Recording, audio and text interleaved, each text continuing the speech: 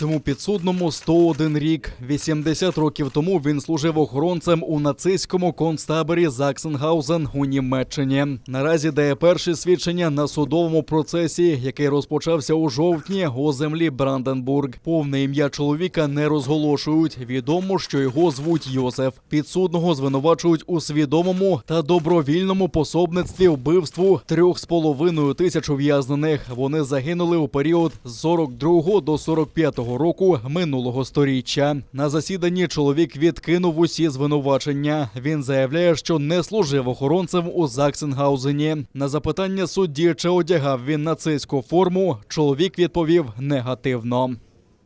Це суперечить відомостям у заяві про призначення пенсії від 1985 року. Вона була тут на розгляді суду. У заяві, підписаній обвинуваченим, зазначено, що він перебував на військовій службі в період із 1940 по 1945 роки.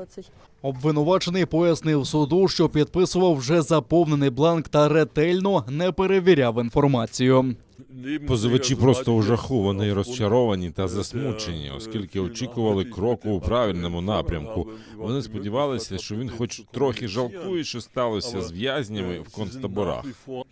На думку адвокатів позивачів, обвинувачений навряд чи уникне вироку. Просто тепер експертам доведеться подати докладніші докази. Слухання у справі продовжиться до січня. Хоча підсудному більше 100 років, лікарі вважають його досить здоровим, щоб бути присутнім на засіданнях. Концтабір Заксенгаузен було створено у 36-му році. Там були місце для публічної кари, будинок для масових убивств, газова камера та лікарняний барак, де відбувались медичні експерименти над людьми. У його катівнях було вбито 100 тисяч людей. Там також готували охоронців для інших концтаборів.